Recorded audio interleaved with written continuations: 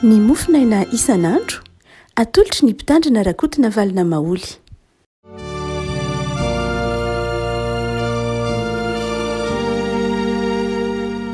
Falmeraba antsika mpifaliana ry havana tratra ity alarobia fa 20 ny volana Aogositra ity dia manona ny fiadanan'ny tompo Jesoa amintsika ry havana. Eo fanarahana zao mofonaina izao. Ny mofonaina voalahatra ho tsika anio dia ny bokin'ny Exodosy toko 1:30. Exodosy toko 1:30 andininy voalohany ka hatramin'ny andininy 1:20. Exodosy toko 1:30 andininy voalohany ka hatramin'ny andininy 1:20.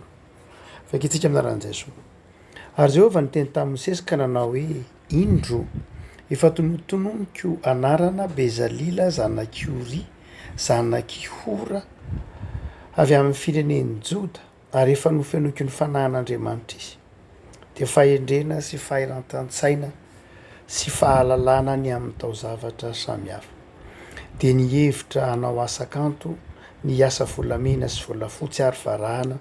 sy ny amboatra vato latsaka ny tranotranony ary ny andrafitra azo mba hanaovany taozavatra samihafa. Ary indro izao efa nanome ny Oliaba zanaky Aisamaka avy amin'ny firenen'ny Dana ho namany ary ny fon'izay endry rehetra dia efa nasiako fahendrena mba hanaovany izay rehetra efa nantidiko anao. Dia ny tranon'ilay fihaonana sy ny fiarasiana ny vavolombelona sy ny rakotra fanaovam-panavotana izay eo amboniny sy ny fanaka rehetra momba ny tranon'ilay sy ny latabatra mba amin'ny fanaka momba azy sy ny fanaovan-jiro tsara mba amin'ny fanaka rehetra momba azy sy ny alitara fandoroana didika azo manitra sy ny alitara fandoroana ny fanatitra hodorana mba amin'ny fanaka rehetra momba azy ary ny tavy sy ny faladiany ary ny fitafiana makarakara sy ny fitafiana masina ho any arona mpisorona sy ny fitafian'ny zanany ho entiny misorona ary ny diloilo fanosorona sy ny didika azo manitra ao amin'ny fitoerana masina arak'izay rehetra nantidiko anao no aoka ataon'ireo. Ray masonao amin'ny masinana amin'ny fahamarinana ny teninao no fahamarinana. Amen. Ny asan'Andriamanitra ry havana, zay no miorina tsara amin'ny asan'Andriamanitra, zay no azo lazaina ho amin'ny tinana ity Exodosy 1:30 ka hatramin'ny 1:20 ka hatramin'ny 1:20 ity. Miorina tsara moa no hevitry ny volana Jolay hoe miorena amin'ny asa tsara. Dia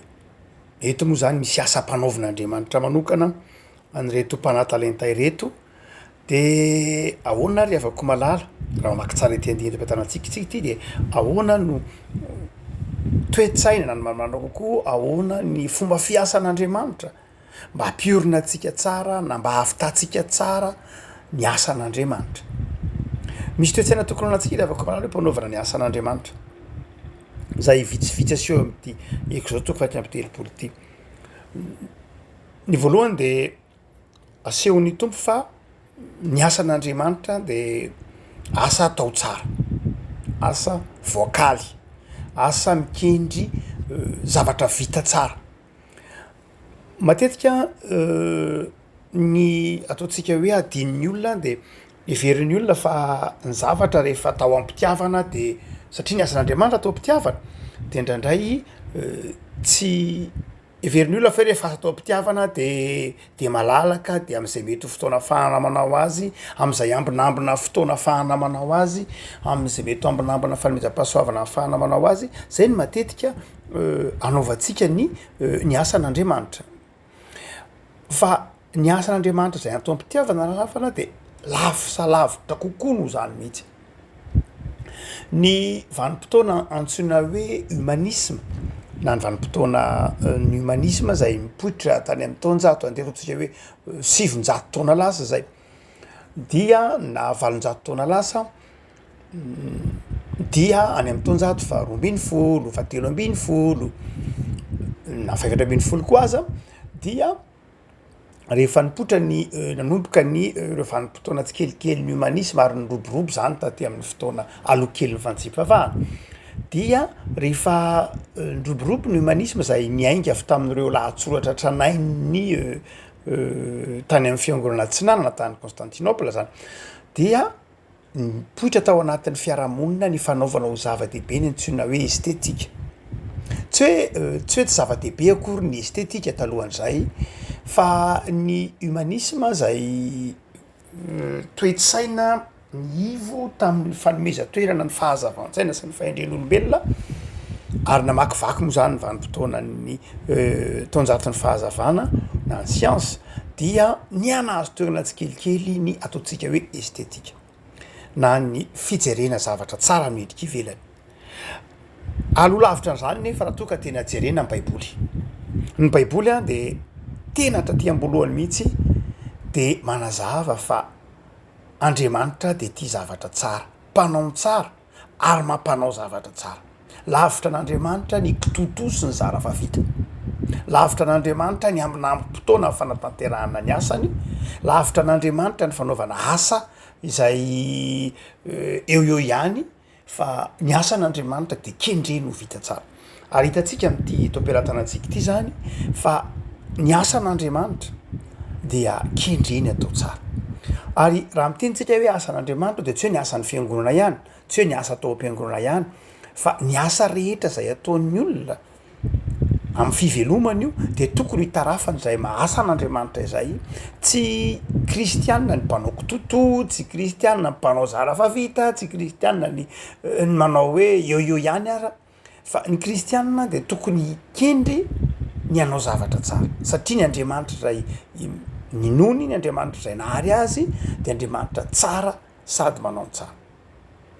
Mety ho mifanohitra ihany io toetsaitsika amin'izay mety ho rivotra iainana andavanandro tany aloha ny hoe zavatra vita gasy de matetika zavatra eo ihany, indrindra ny asa tanana vita malagasy tany aloha dia eo ihany, tsy de tena ny antony de satria ny olona na ny sokajin'olona nanao ny asa tanana fahiny de tsy ny karamaina izy tsy nomena ny tampi-karamana izy tsy nomena formation na fampianarana izy dia karazan-drazany zavatra ifampitana ihany no nahafahan'ny olona nanao zavatra tamin'ny andron'ny taonjato faha sivy ambin'ny folo sy tapany voalohany tamin'ny tapany faharoa tamin'ny zato valo ambin'ny folo de lasa tsy vita, lasa tonga toetsaina nipetraka lay hoe vita gasy satria tsy inona taloha ny andevo no manao ny asa tanana, manao ny asa tanana na rafitra io na fambolena io na ny asa tanana isan-karazany io dia izy ireny efa tsy nahazo nampianarina, tsy navela niditra an-tsekoly noho zany dia tsy de mivoatra loatra ny asa tanana na ny fanaova-tao zavatra fa ankehitriny keo de misaotr'Andriamanitra fa efa mba mihatsara zany tsy afaka malara ka efa mba mahatsiaro ny olona hoe mila fiofanana, mila fianarana, mila fifehezantena, mila zavatra kanto ny vita malagasy. Mifanohitra mihitsy zany ny toetsaina tany aloha sy ny toetsaina soatra masina fa tokony fantatsika fa ny kristianina rehefa manao zavatra, manao asa de tokony ho asa tsara na asa tanana io, maika moa fa ny asa tao an'Andriamanitra, maika moa fa ny asa fanolorantena de tokony ho zavatra vita tsara. Fa ny faharoa avako malala zay asehon'ity bokin'ny Exode fakay amin'ny telopolo ity de tsy hoe asa tsara ihany fa izao Andriamanitra koa mameny fahaiza-manao amin'ny asa tsara. Ndraindray ny kristianina mieritreritra ny hoe ny lafi ny fahalalana ara-panahy ihany no omeny ny fanahy masina. Mieritreritra isika manao hoe ny fahalalana ara-panahy na ny zava-panahy ihany no omeny ny fanahy masina. Hoy ny filazana andininy fahatelo manao hoe nofenoiko ny fanahin'Andriamanitra sy ny fahendrena, fahiran-tantsaina ary ny fahalalana ny amin'ny tao zavatra samihafa. Ay ny fahaiza-tao zavatra koa dia hoentin'ny fanahin'Andriamanitra. Hoy-tsika manao hoe ndraindray tsika mieritreritra fa ny hoe ny fanahy masina de ny fahaizana soratra masina, ny fahaizana baiboly, ny fahaizana fotom-ponoana, ny fiainam-bavaka. Zay ihany everitsika ho anjara toerana ny fanahy masina fa tsy de everitsika hoe ny siansa, ny teknika, ny teknôlôjia everitsika ho tsy avy amin'ny fanahy masina. Fa zao asio ny boky ny Exodosy eto fa Andriamanitra mahay zavatra rehetra. Andriamanitra tompon'ny zavatra rehetra de Andriamanitra manome fahazavan-tsaina sy fahaiza manao mihitsy aza ny kristianina na ny fiarahamonina. Io efa famerimberitsika eto mihitsy manao hoe ny talenta de avy amin'Andriamanitra. Ny talenta de avy amin'Andriamanitra. Ny talenta de izay rehetra fahaiza manao ka ilain'Andriamanitra, omen'Andriamanitra ny olombelona mba ahafahan'ny olombelona manohy ny asa-paharinana ataon'Andriamanitra. Avy amin'Andriamanitra ny talenta. Na pin'ny olona na tsy pin'ny olona dia omen'Andriamanitra ny olombelona ny talenta amahendrika Andriamanitra azy. Mety misy matematisianina, mety misy mahay mozika, mety misy mahay manjaitra, mety misy mpitsabo mahay, mety misy siantifika, mety misy savant isan-karazany, mety misy mahay fiarahamonina, mety sisa mety tsy pino izy.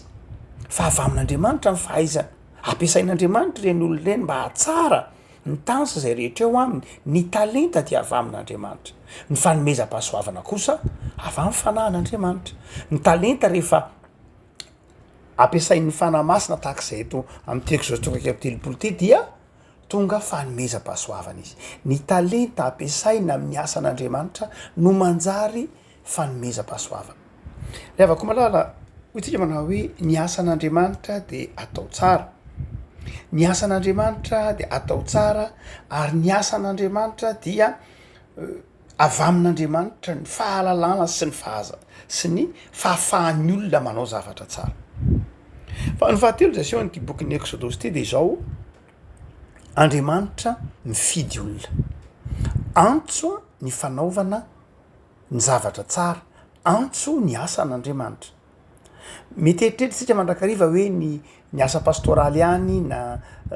ny asa amin'ny lafiny ministera ao anatin'ny fiangonana ihany ny vocation na antso, iny aloha tsy hititsika hevitra. Fa eto dia izao ny fahafahana manao ny zavatra tsara, ny fahafahana manao ny asa tsara dia antso. Ny devoly tsy mba mieritreritra anao zavatra tsara zany,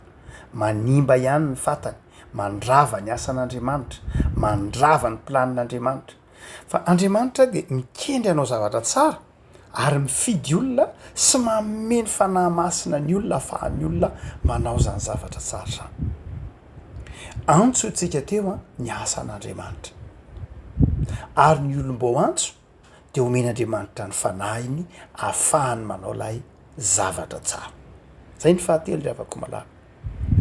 Tsy hoe mandeha ho azy ao anatin'ny olona zany no hoe hanao ny asan'Andriamanitra ho tsara na hanao ny asany ho tsara. Tsy zavatra tonga ho azy ao anatin'ny olona zany, fa antson'Andriamanitra. Fa ny fahaefatra avako malala zay aseho an'ity bokin'ny Exodus ty dia izao: tsy miasa rery koa ny asan'Andriamanitra. Andriamanitra koa tsy mampiasa olona anankiray, fa Andriamanitra mampiasa olona maro. Eto moa zany zao dia nampiasa manokana mpanatalenta mahay izy, ndray avy amin'ny taranaka Joda, ndray avy amin'ny taranaka Dana. Ny anankiray nataony hoe Oliahaba ary ny anankiray kosa izay Oliahaba moa dia tsy avy amin'ny taranaka Dana, fa ny anankiray kosa dia izay tena havanana mihitsy ary io moa nanomboka hatrany amin'ny fanaovana an'io na ahafantarana zany hoe Bezalia zany mpanefy io Bezalia io nanefy ilay ataontsika hoe menora na lay fanaovan-jiro volamena ary mandraky tiny an'io efatra arivo taona teo rena zany dia mbola tsy voazavan'ny olona nahavitany Bezalia lay menora na lay fanaovan-jiro volamena fitoratsana. Satria lay ataontsika hoe fantsona nanaovana azy mbola tsy nisy, mbola firy taona alohan'izao teknôlôjia iainantsika izao dia efa nahavita an'io Bezalia. Ary mandraky tiny an'io dia tsy voazavany siantifika fa fahalalana nahoana ary nahavitany Bezalia, satria tamin'ny efatra arivo taona nalohantsika zany dia nahavita fantsona vita tamin'ny volamena ary fantsona boribory tamin'izany zany mbola tsy nisy azao fitaovana nahitantsika izao azy zany fantsona zany dia tsy natao tsirairay fa nakambana natao lasitra anankiray dia variana ny olona ahoana mandraky tiny an'io tsy voazava. Fa ny soatra masina manazava azy hoe fahaizana avy amin'Andriamanitra ary olona tsy miasa irery. Ninin'Andriamanitra mihitsy, tsy Bezalia irery na Oliahaba rery na avy amina foko anankiray rery hoe dia natao tamin'ny Dana daholy, fokony Dana natao tamin'ny fokony Joda, tsy izay ihany, fa tena nataon'Andriamanitra zava-dehibe mihitsy ny fiaraha-miasa sy ny fifamenoana. Zavatra tsara atao omen'ny fanahy masina, asaina atao ny olona ary ao anatin'ny toe-tsaina manaiky hifanampy sy hifanohana. mety tsy de tena toetsy atsika ntsony zany fa itsika mety mieritreritra hoe ampohoan'ny tenatsika rehefa manao zavatra satria mety mieritreritra ny tenatsika manao hoe vitako rery ty na tahaka zany miasa rery fa ny eto ny avako malala de manazava ny soratra masina fa tena zava-dehibe mihitsy planin'Andriamanitra mihitsy ny fiaraha-miasa mba hisian'ny fifamenona tsy misy tsy averan'Andriamanitra ho vita tsara samy rery mahavita zavatra tsara samy rery ianao fa omen'Andriamanitra mpiara-miasa ny antony de tsotra mba tsy irery anao ny antony de tsotra mba hatsapanao fa ny fanomezam-pahasoavana de ny zarazarain'Andriamanitra ny talenta de ny zarazarain'Andriamanitra ka mila mandrakariva ny fanampian'ny hafa ianao inona ry avako no hevim-panahy zavatra telo ny voalohany indrindra de manoloana zany fanaovana ny asan'Andriamanitra tokony vita tsara izany ka iantson'Andriamanitra mpanompo ary anamasinan'Andriamanitra antsika amin'ny lalan'ny fanahiny mba afaka hanao asa tsara inona no planin'Andriamanitra inona no toetsaina tokony anantsika zavatra telo itsika teo ny voalohany dia ny fanetretena zava-dehibe zany ry avako malala ny fanetretena fa fiasana daholo itsika rehetra ary fanetretena ny fahaizana mampahalalantsika ny fahendrentsika ny fahalalantsika ny fahaizantsika de zao fanomezana avy amin'Andriamanitra avokoa rehetrreny tsy atsika izy reny fa nampindramina atsika no zany de zao tokony anana fanetretentsika eo ampanaovana ny asan'Andriamanitra fa ny faharoa ry avako malala de izao ny fanetretena zava-dehibe fa ny faharoa mamaky ny hevim-panahy tokony antsika ry avako malala de zao ny fanekena hisokatra amin'ny hafa ny fanekena hisokatra amin'ny hafa tsy kristianina mihidy velona ka mieritreritra ny tena no feno na koa kristianina mihidy velona ka eritreritra ny hafa ho feno fa eritreritra ny tena ho tsy manana inona inona fa kristianina misokatra amin'ny hafa manana fanetretena ary manaiky hisokatra amin'ny hafa manaiky ho fenoin'ny hafa ao anatin'ny ny etaetanao anao zavatra tsara de manaiky anao ho fenoin'ny hafa zay tsy hanananao mba hananan'ny hafa zay hananan'ny hafa de mila fenony zay any aminao izay fifamenony zay tsy asan'olombelona fa asan'ny fanan'Andriamanitra ary ao anatin'ny faneketsika ny fanetretena eo ambany fitarian'ny fanahy masina no ahafahantsika mifameno amin'ny namantsika eo anivon'ny fiangonana na ny fiarahamonina tsy toetra kristianina zany ny manilika ny hafa tsy planin'Andriamanitra ny fifanilana ny fifansehan'ny mpanompon'Andriamanitra fa ny zavatra tsara de tanterahina ao anatin'ny fifamenona sy ny fisokafana amin'ny hafa ary ny hevim-panahy fahatelo ry abako malala zay ampianariny ty andinitsotra masiny ty de zao misy ny planin'Andriamanitra am'ireo manomboka eo amin'ny andininy manomboka amin'ny andininy fahaenina de tansain'Andriamanitra avokoa ny asa miandry azy mirahalay reo any Oliaba sy Bezalila dia omen'Andriamanitra ny atsipirian'ilay asa zany hoe efa voasorotr'Andriamanitra ny asa miandry ny planina zany efa vitan'Andriamanitra fa reo olona reo dia mpanatanteraka fotsiny any ny tokony ao antsaitsika zany de zao Andriamanitra ry avako de manana planina amin'ny fanaovana ny asan'Andriamanitra ndraindray tsika mantsy mety ho mahana fanetretena mety mieritreritra hoe mahana fahazavan-tsaina men'Andriamanitra zany rehetrany fa zao ndraindray tsy manaraka ny planin'Andriamanitra betsaka kely ny olona limen'Andriamanitra fahaizany betsaka kely no misokatra amin'ny hafa fa zao tsy ny planin'Andriamanitra no arahany rehefa manao ny zavatra izy rehefa mandray ny fanomezam-pahasoavana omen'Andriamanitra izy de tsy ny tsy ny asa tsy ny planin'Andriamanitra no arahany fa zao zay tiany ihany no atao de tsy akasitrahan'Andriamanitra any ry avako malala be dehibe ny olona zay nitoloran'ny tompo fahaizana fahalalana faharanita-tsaina fa izao nga izy nanaraka ny planin'Andriamanitra rehefa teo am-panatanterahana le asan'Andriamanitra ny alany le planin'Andriamanitra fa zay ny tenen'ny bokyny Exodosy eto manao hoe arao tsara lay planin'Andriamanitra arak'izay torohevitra omeko anao anio ny Exodosy 3:3 ny fahazavan-tsaina ny fahirantan-tsaina ny fahendrena ny fiarah-miasa ravako malady zao tsy maintsy ampanarahana ny sitrapon'andriamanitra sy ny planin'andriamanitra de ny tenin'andriamanitra sy ny soratra masina tsy hialantsika ny tenin'andriamanitra sy ny soratra masina eo ampanaovana ny asan'andriamanitra na ny asan'andriamanitra asenataontsika io na ny asa famelomatenantsika io na ny asa zay asen'andriamanitra de tokony ampanarahantsika ny soratra masina raha antsika zany ravako malala de mamiratra ny voninahitr'andriamanitra raha antsika zany torohevitry ny tenin'andriamanitra zany hoe za tompo de manaiky fa ny fahendrena ny fahazavan-tsaina de avy aminao ary tao aminao aho mba hikendry anao zavatra tsara tao aminao aho mba hisokatra amin'ny hafa amin'ny asako amin'ny fivelomako amin'ny mahampanomponao aho de izao anaraka zay planinao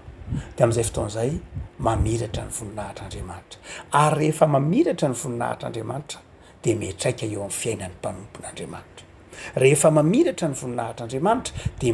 miatraika amin'ny fiainan'ny mpanompon'andriamanitra no zany de avako malala tsy diso anjara amin'ny voninahitr'andriamanitra akory ianao ao anatin'ny fanetretenanao fa izao kendreo ny voninahitr'andriamanitra ao anatin'ny fanatanterahana zay asan'andriamanitra de amiratra ny voninahy de hiariary aminao ny fitiavana ivavaka sika tompo ao misotranao zahay fa andriamanitra manao ny tsara ianao ary mandrisika anay anao ny tsara mandrakariva terisy tompo ao hitoetra aminao zahay hibanjina zany fahatsarana tianao iainanay zany eo ampanaovana ny asanao zahay eo ampanaovana ny asa anay andavanandro raha teo koa zahay zay hitomanao anay hikendry ny fahatsarana ny fahendrena avy aminao ny fahazavan-tsaina anao de ampitoera ty anatinay zany tompo sokafo ny fonay hisokatra amin'ny namanay tendreo ny fonay anana fanetretena omeo anay ny ara-nitan-tsaina fa any manateraka ny asanao de mivavaka zay ho an'ny malagasy rehetra milofo amin'ny asa isan'andro omeo fahendrena fara-nitan-tsaina ataovy mahay mikendry zavatra tsara de tahio ny mpanao asa tanana rehetra Jesosy mba